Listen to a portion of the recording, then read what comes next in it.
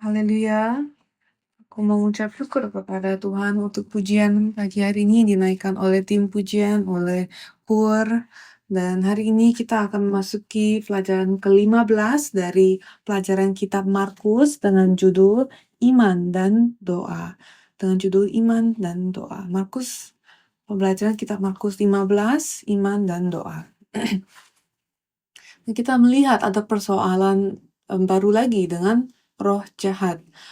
Sudah berapa kali di dalam kitab Markus, Yesus mengusir roh jahat. Dan Markus membawa masalah ini, persoalan tentang roh jahat ini. Dan roh jahat ini, saya mau ingatkan sekali lagi, bukan soal hantu di dalam dunia ini yang kita lihat dalam film-film horor, tetapi roh jahat yang dimaksud di sini adalah pekerja-pekerja setan. Jadi roh-roh jahat ini adalah iblis.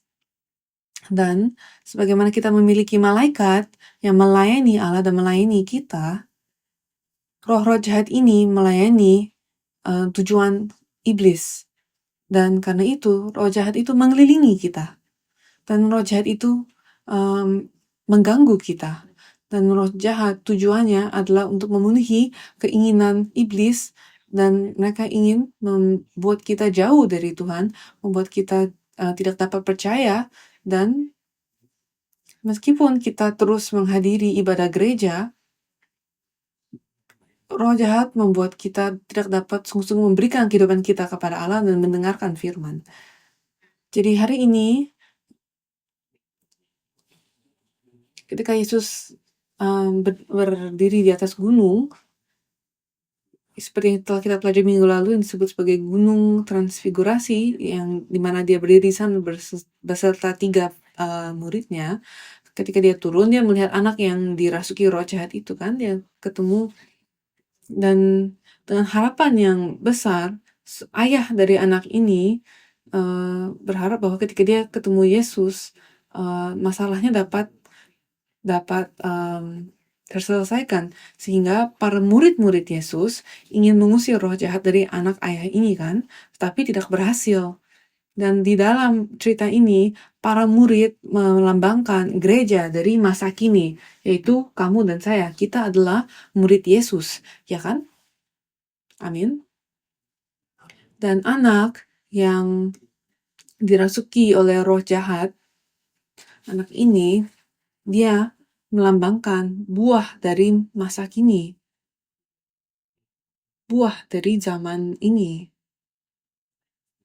Jadi bagaimana roh-roh jahat menyerang zaman ini, anak-anak kita dan kita sendiri. Di sini kita melihat setelah sebagaimana kita telah baca dalam ayat bacaan hari ini, roh jahat ini adalah roh yang bisu dan tuli. Jadi roh ini menghalangi kita untuk mendengar dan membagikan firman Tuhan. Jadi ini adalah roh yang membuat kita tidak dapat mendengar dan memahami. Dan meskipun kita duduk dan mendengar ibadah setiap hari Minggu, tapi roh jahat itu membuat kita tidak dapat memahami firman Tuhan. Dan dikatakan sih bahwa setiap kali dia melihat anak,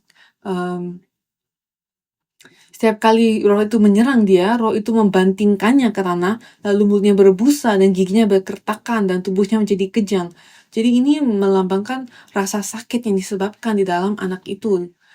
Jadi roh jahat pada masa kini membuat kita dan keluarga kita, teman-teman kita, orang-orang yang sedang menjalankan kehidupan mereka, roh jahat ini membuat kehidupan kita semua sakit, depresi, tidak dapat mengkontrol amarah.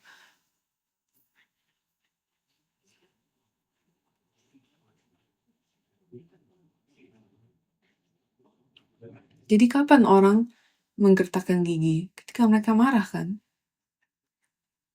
Kapan tubuh menjadi kejang? Mereka tidak dapat berfungsi secara normal. Ada suatu penghalang yang besar di dalam kehidupan kita yang membuat kita tegang, sehingga kita tidak dengan bebas dapat mengucap syukur kepada Tuhan dan memujinya. Apakah kita sedang menderita sesuatu seperti ini? Apakah kita tidak dapat mengucap syukur kepada Tuhan dan membagikan kasih Kristus dengan bebas karena sesuatu yang menghalangi kehidupan kita, yang menghalangi hati kita? Mungkin itu adalah rasa amarah, atau mungkin rasa sakit, atau mungkin kesakitan, atau ketakutan, atau sesuatu yang mau terjadi kepada diri kita. Dan dikatakan juga bahwa roh jahat itu digoncang-goncangnya, dan anak itu terpelanting ke tanah dan terguling-guling. Dan anak itu kelihatannya seperti orang mati. Jadi itu adalah keadaan di mana tidak ada aliran darah atau tidak ada kehidupan. Jadi apa yang iblis bawa kepada kita adalah hadiah kematian. Dan apakah kita berada di bawah kutuk itu? Banyak orang, dan mungkin lebih banyak orang hari ini berada di bawah kutuk seperti itu, di mana mereka sangat menderita di bawah kuasa roh jahat dan mereka tidak mengetahuinya. Dan juga dikatakan bahwa roh jahat itu seringkali roh itu menyeretnya ke dalam api ataupun ke dalam air. Jadi dari satu ekstrim ke ekstrim lainnya. Ini seperti ayunan suatu pendulum dari terang ke gelap, dari berkat ke kemarahan, ke bersemangat menjadi gelap. Jadi dari satu waktu ke waktu lain berubah dengan ekstrim. Dan bulak-balik terus, bulak-balik. Dan kita adalah gereja, kita adalah murid Yesus. Sama seperti murid Yesus, kita mencoba banyak hal lain dan coba mengikuti apa yang Yesus lakukan. Tapi masalahnya tidak terselesaikan dan kita merasa terkalahkan. Dan disinilah saya sebagai seorang pendeta, saya merenungkan kembali apa yang sedang saya lakukan dan apa yang sedang gereja ini lakukan. Apakah kita dengan efektif mengusir roh jahat? Atau apakah kita hanya mengikuti, mencoba mengimitasikan Yesus, tetapi tidak ada perubahan? Kita masih sakit, kita masih berantem, kita masih memiliki amarah. Kita mendengarkan firman berulang-ulang kali, tetapi berapa banyak dari firman itu mengubah diri kita? Marilah kita melihat diri kita 10 tahun yang lalu dan sekarang. Berapa banyak dari firman Tuhan yang telah mengubah diri kita? Dan itulah mengapa kita merasa terkalahkan. Sama seperti murid Yesus. Ketika dia turun dari gunung dan Yesus melihat situasi ini, Yesus menegur mereka, "Hai generasi yang tidak percaya." Biasanya saat khotbah, saya suka bilang, saya berdoa supaya berkat ini dikaruniakan kepadamu. Tetapi sekarang saya mau katakan, kiranya teguran ini menegur setiap kita. Hai generasi yang tidak percaya. Markus 9 ayat 19. Markus 9 ayat 19. Maka kata Yesus kepada mereka, "Hai kamu angkatan yang tidak percaya, berapa lama lagi aku harus tinggal di antara kamu? Berapa lama lagi aku harus sabar terhadap kamu? Bawalah anak itu kemari." Dan saya mau bilang, kiranya teguran ini menegur setiap kita, karena Yesus ketika dia melihat ada dosa yang menghalangi kita untuk menerima kasih karunia-Nya, dia akan menegur dosa itu. Dan ketika kita menerima teguran itu, dosa itu akan diambil supaya kasih karunia-Nya dapat menyentuh kita. Di dalam tegurannya, Yesus memberikan kepada mereka jawabannya. Dan saya percaya bahwa ini adalah jawaban yang Yesus mau memberikan kepada setiap kita juga. Saya akan bacanya sekali lagi. Yesus berkata, "Hai kamu angkatan yang tidak percaya." Jadi apa solusinya? Apa yang harus kita lakukan? Kita harus percaya. Berapa lama lagi aku harus tinggal di antara kamu? Berapa lagi aku harus sabar terhadap kamu? Dan kemudian dia bilang, bawalah anak itu kemari. Jadi apa yang salah dengan para murid-muridnya? Apa yang mereka lakukan salah? Misi tugas dan misi dari para muridnya, dari gereja Sion, adalah untuk membawa masalah itu kepada Yesus. Dan apa yang murid-muridnya mau lakukan adalah mereka mau menyembuhkan anak itu dengan kekuatan mereka sendiri, dengan doa mereka sendiri. Dan itu tidak berhasil. Jawabannya yang Yesus berikan kepada mereka adalah, bawalah dia kemari. Jadi saya berdoa, apapun masalahmu, apapun yang sedang kamu hadapi, apapun yang kamu sedang tangisi dan doakan, apakah kamu membawanya kepada Yesus? Itulah tugas dan fokus dari Gereja Sion. Marilah kita membawa orang-orang kepada Yesus. Mari kita membawa masalah-masalah kita kepada Yesus. Kemudian dia memarahi ayahnya, ayah dari anak itu, mengenai imannya.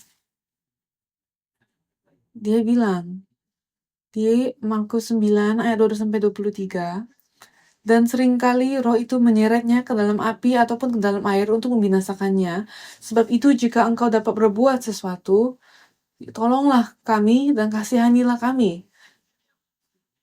Jadi ayah itu berkata, jika engkau dapat berbuat sesuatu, tolonglah kami dan kasihanilah kami. Dan kita lihat jawab Yesus. Jawab Yesus, katamu jika engkau dapat, maksudnya apa? Ya kan? Jika engkau dapat, kepada Yesus dia bertanya jika engkau dapat. Tidak ada yang mustahil bagi Yesus. Tidak ada yang mustahil bagi orang yang percaya. Dan kita berdoa. Dan kita mendengarkan firman. Tetapi apakah kita sungguh-sungguh percaya? Apakah kita mendengar? Dan ketika kita berdoa, apakah kita percaya 100%? Apakah kita menaikkan masalah-masalah kita 100% kepada Yesus? Atau apakah ketika kita berdoa, kita tetap memegangkan masalah-masalah kita? Setelah semuanya selesai, para murid mendatangi Yesus secara pribadi dan bertanya, mengapa kami tidak dapat mengusir roh itu? Jawaban Yesus adalah, itu karena kamu tidak berdoa. Dan ayat 28-29 dikatakan ketika Yesus sudah di rumah dan muridnya sendirian dengan dia, bertanyalah mereka, mengapa kami tidak dapat mengusir roh itu? Jawabnya kepada mereka, jenis ini tidak dapat diusir kecuali dengan berdoa. Jadi, apakah para murid Yesus tidak berdoa ketika mereka mau mengusir roh jahat itu? Mungkin mereka berdoa, ya kan? Mereka menaruh tangannya, mereka bilang amin haleluya, ya kan? Jadi apa maksudnya Yesus? Maksudnya Yesus bukan doa saat itu saja. Bukan doa yang dinaikkan hanya ketika ada masalah, tetapi yang Yesus maksudkan di sini adalah kehidupan doa. Yesus maksudkan di sini adalah perkenalan kita, persahabatan kita dengan Yesus. Kehidupan doa yang seperti itulah yang sedang dia maksudkan. Bukan doa dalam suatu waktu saja. Jadi yang sedang Yesus tekankan dalam kisah ini adalah apakah kamu percaya iman? Imanmu di mana? Dan kedua adalah doa. Iman adalah membiarkan Tuhan mengambil alih kemudi dan melakukan apa yang dia ingin lakukan. Dan melakukan apa yang tidak dapat dilakukan manusia. Itulah iman. Membiarkan Tuhan mengambil alih dan tidak menyuruh dia untuk kesana kemari. Efesus 3 ayat 20. Bagi dialah yang dapat melakukan jauh lebih banyak daripada yang kita doakan atau pikirkan, seperti yang ternyata dari kuasa yang bekerja di dalam kita. Dan ingat, Tuhan ingin dan mampu untuk memberikan kepadamu jauh lebih banyak daripada apa yang kamu minta. Jadi jangan batasi dia hanya kepada apa yang kita ingin dapatkan. Amin.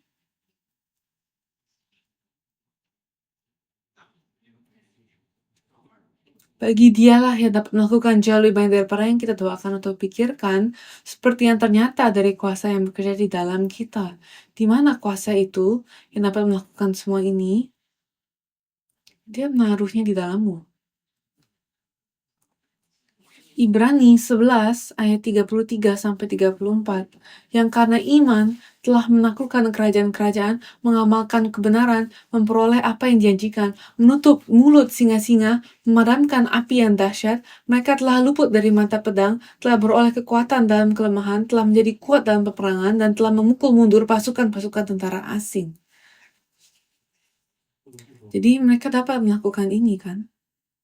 Ini adalah orang-orang yang beriman. Bukan karena mereka mampu kan, tetapi karena iman mereka dan doa mereka, maka mereka dapat melakukan semua ini. Dan iman dan berdoa hanya mungkin ketika kita punya iman, dan kita dapat mengatakan Tuhan lakukan ini dan itu ketika kita tidak percaya bahwa dia mampu. Dan maka doa hanya dapat muncul hanya ketika ada iman, hanya ketika kita percaya, maka kita dapat berdoa. Dan ada hal-hal yang terjadi saat kita berdoa dari atas dasar iman. Hari ini kita ada rapat akhir tahun dan kita mau bersiap-siap untuk tahun 2025, dan saya berdoa agar para anggota Sion dapat mengalami karya Tuhan yang luar biasa dan kita dapat mengerti apa tugas kita sebagai murid Yesus, dan kiranya kita dapat mengalami kuasa Tuhan yang luar biasa yang terjadi di antara kita dengan memiliki iman yang sejati dan doa. Dengan dua hal ini, marilah kita merasakan kuasa Tuhan yang luar biasa. Dan hanya mereka yang memiliki kedua ini dapat berkata amin. Jadi apa yang terjadi ketika kita memiliki iman sejati dan kehidupan doa? Apa yang terjadi ketika kita memiliki kedua hal ini, ketika kedua ini bersatu? Pertama, mimpi atau visi iman menjadi mungkin dan terpenuhi. Mimpi yang kita miliki, visi yang kita miliki akan menjadi mungkin dan akan terpenuhi. Kiranya mimpimu, mimpi pribadimu, dan juga mimpi sebagai gereja Sion dapat dipenuhi. Dan untuk itu terjadi, apa yang kita perlukan? Kita perlu iman dan doa. Ayah dari anak laki-laki itu datang kepada Yesus dengan mimpi dan pengharapan yang besar, tetapi imannya masih kurang. Jadi Yesus menunjukkan hal itu. Dan ketika Yesus menegur kita, Yesus memberitahu mengapa kita tidak menerima berkat. Dia menunjukkan alasan mengapa kita dapat menerima berkat. Dan Bapa dan ayah dari anak itu menerima perkataan Yesus, dan pada akhirnya dia menerima penggenapan dari mimpi dia. Dan banyak orang di dalam Alkitab, mereka datang kepada Yesus dan mereka mendapat penggenapan dari harapan dan mimpi mereka. Di dalam Markus 5 ayat 25-34 kita melihat perempuan dengan pendarahan, ya kan? Dan dia punya iman.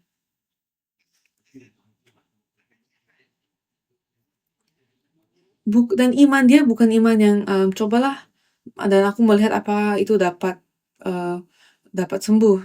Bagi dia bukan iman yang seperti itu bagi perempuan yang mengalami pendarahan ini, tapi adalah soal dia percaya bahwa jika dia menyentuh jubah Yesus, ujung jubahnya saja, dia percaya bahwa dia akan sembuh. Dan itulah yang membuat tubuhnya yang sakit dapat bergerak kembali lagi. Ketika kita punya iman itu akan menggerakkan kita. Dan ketika dia dengan semua gangguan, dengan semua halangan di dalam pasar itu yang menghalangi dia untuk dapat menyentuh Yesus, dia tetap menerjang itu semua untuk dapat menyentuh Yesus. Dan itu adalah doa. Bahkan ketika banyak halangan, banyak rasa berat, banyak rasa kegelapan yang sedang menghalangi kita untuk dapat menaikkan doa dengan iman, untuk dapat menyentuh ujung jubah Yesus, seluruh proses itu adalah doa. Dan kiranya kita pun dapat percaya seperti ini. Tuhan kitalah yang memberikan kita doa dan visi. Dan kita harus cukup dewasa di dalam iman untuk dapat tahu apakah ini visi yang Tuhan berikan atau apakah ini visi dari keserakahan kita sendiri. Dan Tuhan memberikan kita visi dan mimpi, dan saya percaya bahwa Tuhan pun memberikan Gereja Sion visi dan mimpi melalui firman. Dan agar mimpi dan harapan itu dapat digenapi, Tuhan membuat supaya kita perlu suatu kunci untuk dapat membukanya. Dan kunci itu adalah iman. Untuk mengaktifasikan iman itu, sama seperti wanita dengan pendarahan ini, iman itu akan menggerakkan kamu. Iman itu akan menghasilkan doa yang sejati, doa yang tulus. Dan mau itu mimpi jangka pendek atau mimpi jangka panjang, dalam proses menggenapinya, Tuhan akan membuat kita dapat bertumbuh. Tuhan akan membuat kita dapat bertumbuh dekat kepadanya. Dan Musa, apakah kamu dapat memahami situasinya? Musa perlu waktu yang sangat panjang, tentu dengan tolongan Tuhan, tapi waktu yang tetap sangat panjang, untuk dapat membuat bangsa Israel yang keras kepala dapat keluar dari Mesir.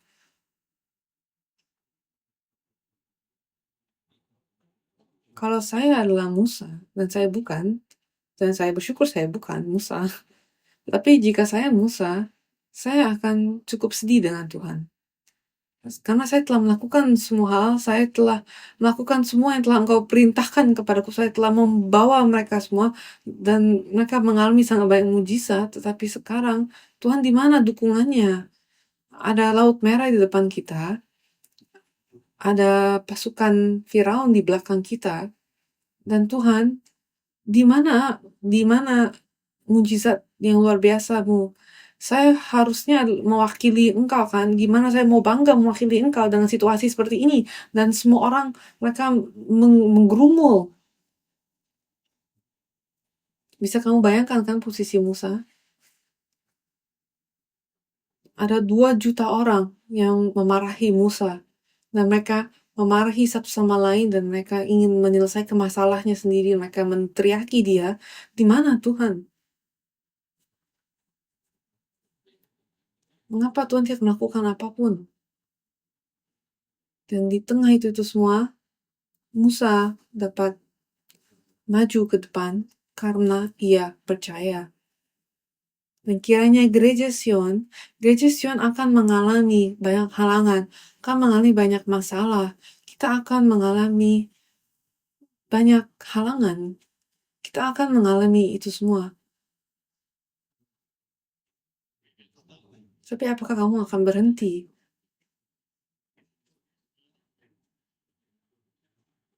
Apakah kamu akan kembali ke Mesir ketika itu semua terjadi? Keluaran 14 ayat 13 sampai 14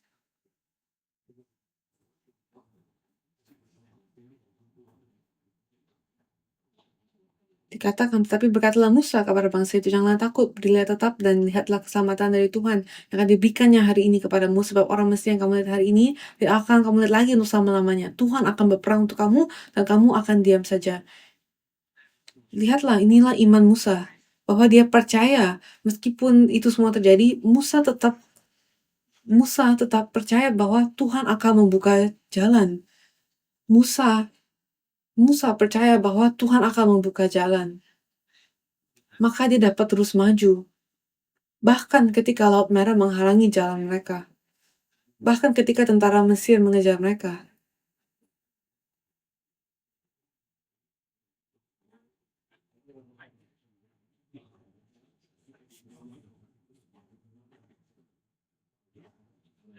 Dan Daniel Dia tahu bahwa dia akan mati kalau dia berdoa kan. Tetapi dia tetap tidak berhenti berdoa 3 kali sehari dengan jendela yang terbuka. Dia tetap mempertaruhkan nyawanya karena ia percaya bahwa itu adalah kehendak Allah. Apakah kita dapat melakukan ini ketika kita percaya bahwa ini adalah firman Tuhan? Ini adalah iman yang mendorong kita dan mendorong segala sesuatu dapat bergerak dalam sejarah penebusan dan dalam kehidupan kita dan dalam gereja kita. Jadi marilah kita jangan takut.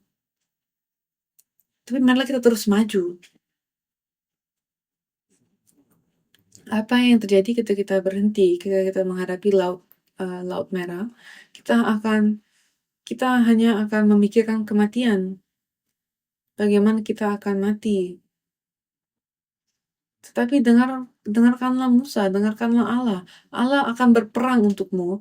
Dia akan melawan musuhmu. Sama seperti ayah anak ini, ketika Yesus menegur kita, ketika Yesus menegurnya, ketika Yesus menegur murid-muridnya, hai generasi yang tidak percaya, marilah kita menerima teguran itu dan kita bertobat dan kita menerima pemenuhan dari visi dan harapan yang besar yang Tuhan berikan kepada kita. Kedua, yang terjadi ketika iman dan doa bersatu adalah firman Tuhan lebih diutamakan daripada pikiran saya sendiri. Seringkali hal-hal tidak terjadi di dalam iman kita, tidak ada perubahan yang terjadi. Mengapa? Karena firman Tuhan diumpatkan di dalam pikiran-pikiran kita. Hal-hal lain lebih diprioritaskan daripada firman Tuhan.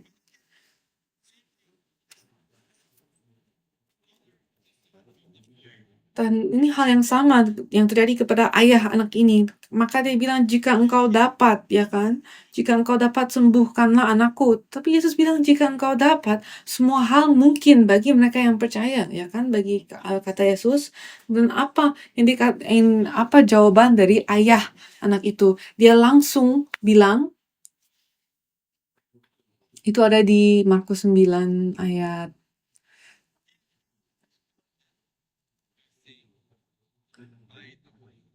24, segera ayah anak itu berteriak, aku percaya, tolonglah aku yang tidak percaya ini.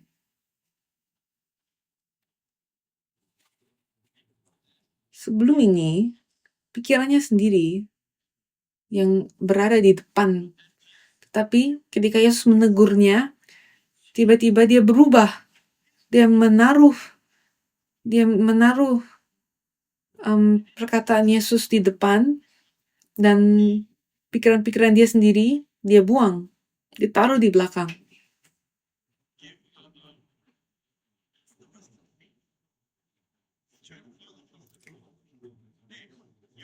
Jadi ini seolah-olah seperti dia seorang pelanggan toko, ayah ini seperti seorang pelanggan toko, dan dia bilang, hey, ini nggak sesuai dengan apa yang kamu janjikan. Dia bilang kepada para muridnya, kamu bilang kamu bisa sembuhkan anakku, tapi kok tidak dapat. Panggillah manajer kamu, yaitu Yesus kan. Jadi maka dari itu dia langsung menemui manajernya, yaitu Yesus, dan dia bilang, jika engkau dapat, sembuhkanlah anakku. Jadi inilah yang terjadi di situasi ini. Jadi kira-kira seperti itu situasinya. Dan dari sifat yang seperti itu, bayangkan sifat yang mungkin agak marah kan, kecewa kan. Dari sifat yang kecewa dengan murid Yesus, mungkin juga dengan Yesus, tiba-tiba dia bilang, posisi pelanggan ini, ayah anak ini, tiba-tiba dia mengakui bahwa kesalahannya adalah di diri dia sendiri. Jadi marilah kita berhenti menjadi pelanggan Yesus. Pelanggan yang suka komplain, ketika kita tidak mendapatkan apa yang kita mau, kita komplain. Ketika kehidupan tidak enak, kita komplain. Ketika fasilitas kurang baik untuk kehidupan saya, ketika program dari kehidupan ini kurang baik untuk saya, ketika sistemnya kurang baik, kita komplain. Janganlah kita menjadi orang yang seperti itu. Itu adalah mentalitas seorang pelanggan. Dan anggota Gereja Sion, kalian semua bukan pelanggan Gereja Sion. Dan para pemimpin, kita tidak sedang melayani pelanggan. Kita sedang melayani anak-anak Allah. tujuan kita adalah untuk membawa anak-anak Tuhan kepadanya, kepada Allah Bapa. Dan tujuan kita adalah untuk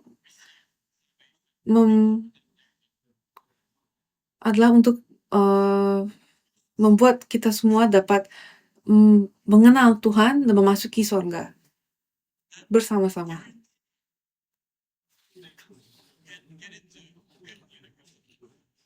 Ada beberapa tempat les yang menjanjikan anak-anak dapat masuk sekolah terbaik kan.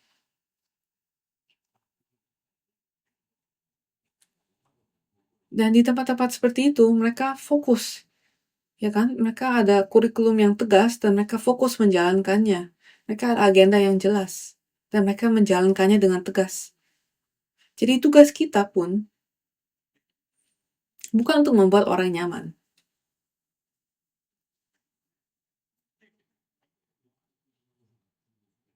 Rasa damai, rasa kenyamanan itu datang dari Tuhan, bukan dari manusia. Dan kalau itu datang dari manusia, maka itu sementara. Tapi ketika manusia menemukan kasih yang sejati, mereka menemukan damai sejahtera yang kekal, yaitu Yesus Kristus. Dan Yesus yang akan menyembuhkan mereka sepenuhnya. Dan bagi ayah ini,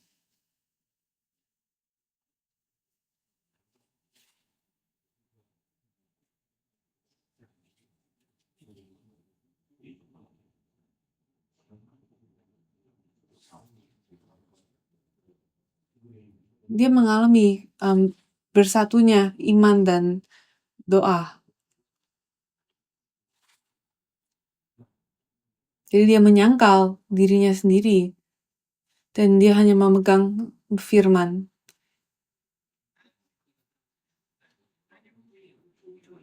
Jadi menyangkal diri berarti menyangkal semua pikiran dan elemen yang menyebabkan saya tidak percaya dan kita hanya berpegang pada firman Tuhan. Itu menyangkal diri. Kita lihat di Matius nomor 24, lalu Yesus berkata kepada murid-muridnya, setiap orang yang mau mengikut aku, ia harus menyangkal dirinya, memikul salibnya, dan mengikut aku. Dan kita lihat nantinya di Markus 10, bahwa akan ada pemimpin muda yang kaya raya, dan dia akan menanyakan Yesus bagaimana dapat menerima kehidupan yang kekal. Dan kita lihat jawaban Yesus kepada dia yang dapat kita temukan di Markus 10 ayat 21 adalah, tetapi Yesus memandang dia dan menaruh kasih kepadanya, lalu berkata kepadanya, hanya satu lagi kekuranganmu, pergilah, jualah apa yang kau miliki dan berikanlah itu kepada orang-orang miskin, maka engkau akan beroleh harta di sorga, kemudian datanglah kemari dan ikutlah aku. Ini adalah jawaban Yesus kepadanya ketika dia bertanya bagaimana aku dapat memperoleh hidup yang kekal. Dia tidak dapat memperoleh hidup yang kekal karena banyak prioritas lain dalam hidupnya selain firman Tuhan. Jadi kehidupan iman dan doa yang sejati adalah menerima firman dan menaruhnya sebagai prioritas utama dan menaruhnya ke depan. Tetapi seperti pemimpin yang muda itu, ada orang-orang yang mengakui bahwa mereka percaya kepada Yesus, tetapi mereka tidak mau mengikutinya dan mereka bahkan merasa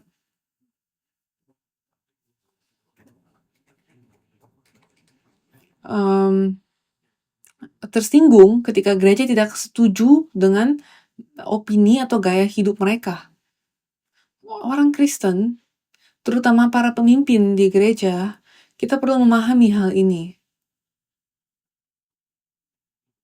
Hanya melalui firman Tuhan, kita dapat menerima Roh Kudus. Hanya melalui Roh Kudus kita dapat menerima hadiah iman, dan hanya melalui iman kita dapat menerima hadiah keselamatan melalui darah Yesus. Maka tanpa firman Tuhan, maka seluruh proses ini bahkan tidak dapat mulai. Dan maka dari itu, pada hari ini, pada rapat akhir tahun ini, sebagai pemimpin,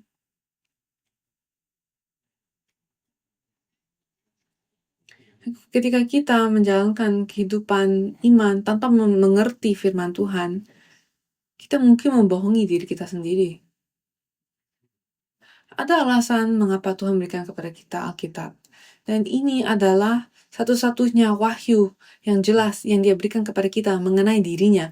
Dan tidak mengerti Alkitab berarti kita menolak untuk mengerti siapa itu Allah dan kita hanya ingin berkat-berkatnya saja. Dan ada aturan di dalam firman. Dan ada arah di dalam firman. Dan gereja adalah suatu komunitas yang mengikuti urutan itu dan arah itu. Kita adalah gereja yang mengikuti arah Alkitab.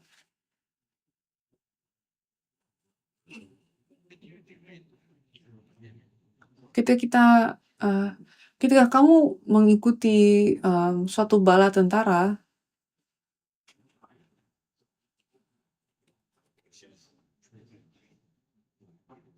kita harus mengikuti semua aturan militernya, kan?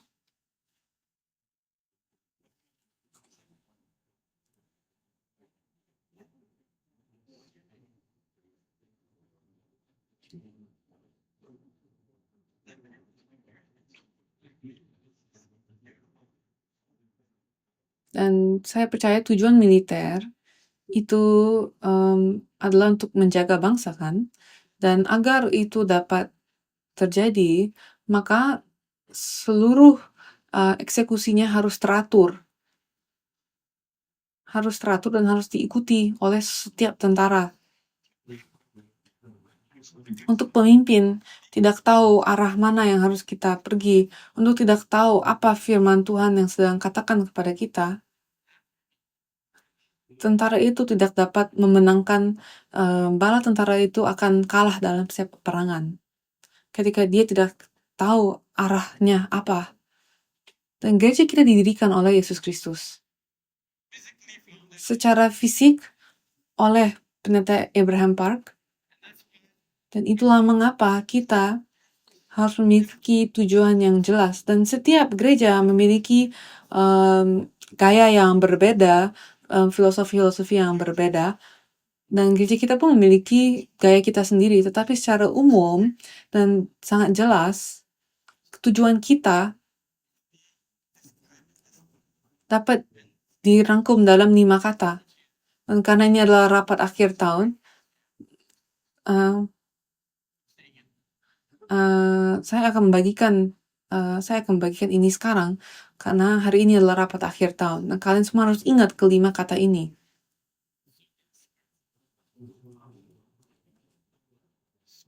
Sola scriptura, yang berarti hanya firman. Sola fide, hanya iman. Sola gratia, kasih karunia saja, hanya kasih karunia. Solo Christo, hanya Kristus.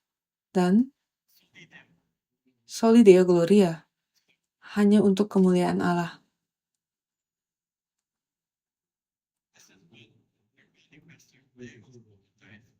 Untuk kelima hal ini, pendeta Abraham Park, dia hidup dan mati untuk ini. Dan Yesus Kristus pun mengajarkan kita hal yang sama.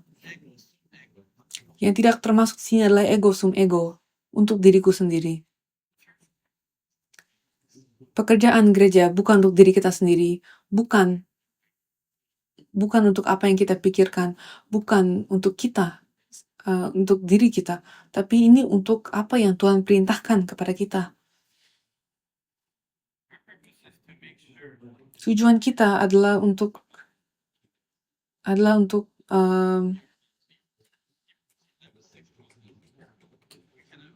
memastikan bahwa kita semua percaya kepada Tuhan dengan iman yang benar dan kita memasuki kerajaan surga bersama. Kita tidak mau fokus menjadi gereja yang hanya membuat orang merasa enak tentang dirinya sendiri, merasa nyaman, tetapi sebagai pemimpin kita harus selalu bertanya, apakah ini baik di mata Tuhan atau baik di mata manusia? Apakah ini baik di mata saya atau apakah ini baik di mata orang lain? Apakah itu yang saya pertimbangkan? Atau apakah ini baik di mata Tuhan? yang mana yang saya atau yang kelompok saya perjuangkan. Ketika kita hidup untuk Tuhan, Tuhan pun akan ada untuk kita. Dan saya berdoa agar gereja kita akan menjadi gereja yang berpusat kepada firman Tuhan. Dan maka dari itu, maka pemimpin,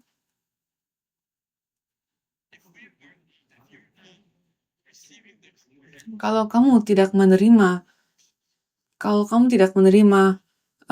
perintah dari Tuhan, maka kamu tidak akan memiliki arah yang benar untuk memimpin umat, untuk memimpin jemaat. Dan kita harus menjaga kondisi rohani kita pada kondisi yang selalu sehat. Bisakah kamu bayangkan seorang pemimpin acara olahraga, tetapi ketika acara itu mulai dia sudah lelah, maka itu memalukan kan? Maka kita pun sebagai pemimpin harus selalu melek, harus selalu bangun, harus selalu siap. Dan ketiga, ketika iman dan doa bersatu, ada harapan yang hidup. Ketika kita punya harapan, kita dapat memperoleh kemenangan. Kematian terjadi ketika kita tidak memiliki harapan. Dan dalam memperoleh pengharapan itu, ada buah-buah yang dihasilkan di dalam perjalanan itu. Seorang atlet yang berjuang untuk meraih medali emas dapat menanggung latihan yang keras berhari-hari dan kesulitan dengan sukacita karena pengharapannya untuk memperoleh medali emas itu. Dan saya berdoa supaya kami dapat menemukan pengharapan yang sejati dalam iman dan doa. Dan itulah mengapa Alkitab mengatakan kepada kita untuk kita menaruh harapan kita kepada hal-hal yang di atas, bukan pada hal-hal yang di atas, bukan pada hal yang di bawah.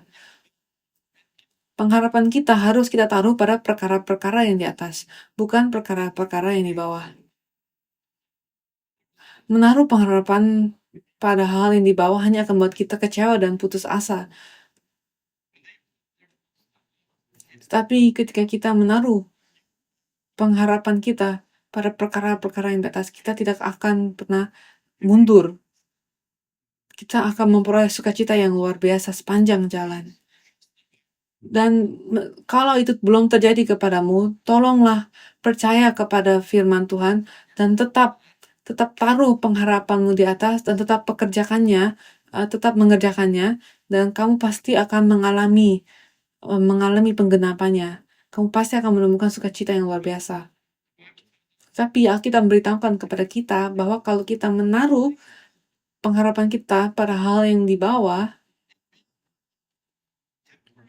maka sukacita itu hanya sementara, sama seperti pohon pengetahuan akan yang baik dan yang jahat.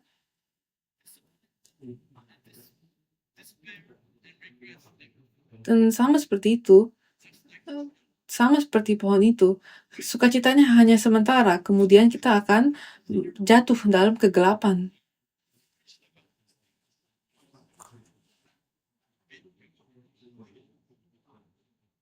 Dan ketika saya lebih muda dulu, saya tidak begitu memahami 100%, dan saya tidak begitu percaya 100% dan setuju 100%. Tetapi melalui pengalaman saya dalam pelayanan dan melalui pengalaman pribadi saya dalam kehidupan saya sendiri dan dengan melihat orang-orang lain, saya jadi sadar bahwa ini adalah sesuatu yang 100% pasti akan terjadi. Yang 100% akan terjadi, yaitu ketika kita menaruh pengharapan kita pada perkara-perkara yang di atas, sukacita kita akan kekal.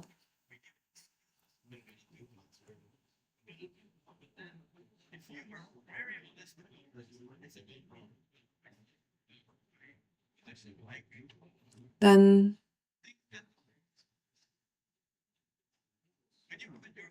kalau kita menaruh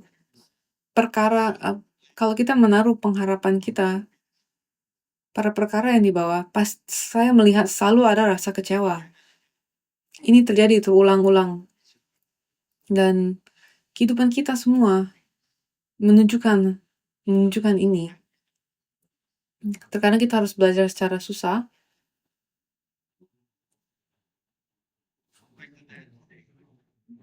Dan sama seperti ayah anak ini, mereka yang bertobat dan mencari Yesus dan mencari pengampunannya.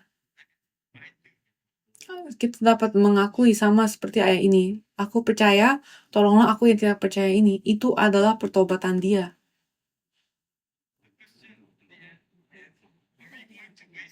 Jadi, apakah kita akan membuang lebih banyak waktu dalam kesia-siaan, kebencian, dan penyesalan? Atau apakah kita akan bertobat dan mengalihkan pandangan kita kepada hal-hal yang di atas dan berusaha untuk menemukan pengharapan dan sukacita dan kekekalan yang baru? Jadi marilah kita memantang ke atas dan menaruh pengharapan kita pada perkara-perkara yang di atas. Dan ketika kita melakukan itu, saya percaya bahwa Tuhan akan memulihkan kita sesuai dengan caranya. Dan kita dapat menemukan sesuatu yang jauh lebih berharga, sesuatu yang kita tidak dapat temukan di dalam bumi ini. Dan terakhir, melalui iman dan doa yang disatukan, akan ada pemenuhan yang memuaskan. Akhirnya akan indah.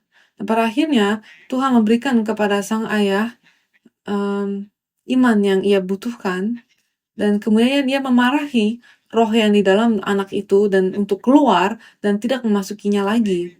Marilah kita pun menerima berkat itu. Mari kiranya masalahmu diusir dan tidak memasukimu lagi. Ayat 25 sampai 26.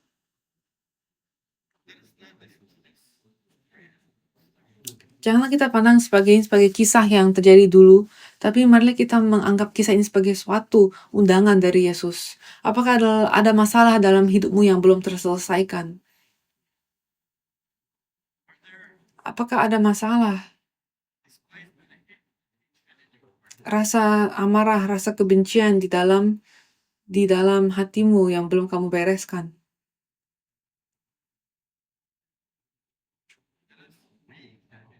Marilah kita kaji ulang iman kita. Apakah saya sungguh-sungguh percaya? Marilah kita dapat berkata, ya Tuhan saya percaya, tapi tolonglah aku yang tidak percaya ini.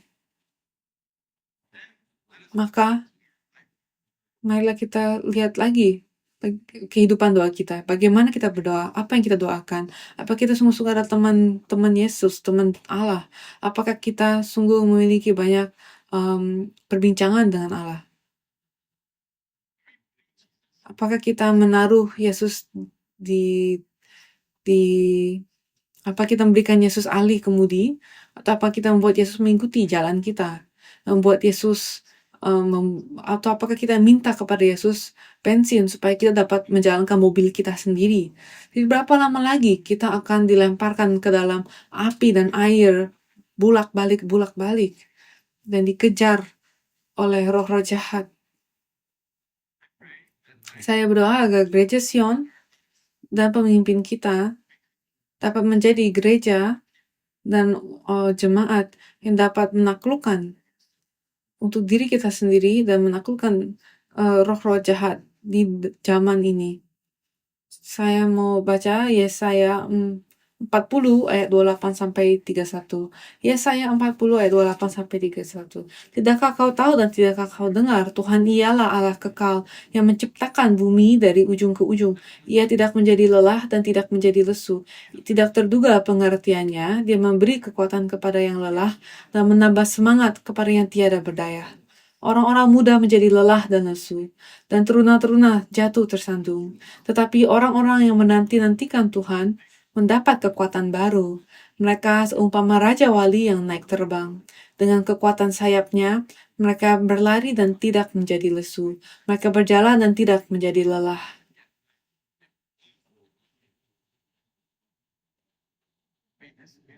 Kiranya kekuatan yang baru ini diberikan kepada gereja Sion. Mari kita berdoa. Allah Bapa, kami mengucap syukur karena Engkau telah menegur kami dengan kasih-Mu. Kami mengucap syukur karena Engkau telah membagikan firman-Mu untuk mengusir kegelapan di dalam diri kita. Dan Bapa, kami mengucap syukur karena Engkau membiarkan firman-Mu masuki diri kita untuk menerangi terang-Mu kepada kegelapan kami. Dan kami berdoa Bapa, terutama bagi mereka yang sedang menderita karena pekerjaan roh jahat di dalam dunia ini. Bapa, izinkanlah kami untuk dapat dibebaskan. Izinkanlah kami untuk dapat percaya. Dan izinkanlah kami untuk kami dapat memiliki kehidupan doa yang indah, yang dapat mengusir roh jahat, semua masalah ini, yang dapat dan Bapa, kami berdoa Bapa, kiranya Engkau tolong kami sekarang supaya kami dapat mencari perkara-perkara yang di atas. Bantulah kami sekarang supaya kami dapat berjalan bersamamu dengan kasih karunia-Mu, dan bantulah kami sebagaimana kami akan mengadakan rapat akhir tahun ini. Kiranya ini tidak hanya menjadi suatu rapat yang biasa saja, tapi kiranya ini menjadi suatu waktu di mana kita dapat menerima berkat untuk setiap anggota gereja Sion, supaya kami dapat menjadi suatu aliran untuk yang menuju kepada kerajaan surga, supaya kami dapat memenuhi tugas kita untuk membawa orang-orang kepada Yesus Kristus, supaya mereka dapat menerima penyembuhan, supaya mereka dapat menerima kasih-Mu, supaya mereka dapat menerima keselamatan. Terima kasih Tuhan untuk kasih karunia-Mu, dalam nama Tuhan Yesus kami berdoa dan ucap syukur. Amin.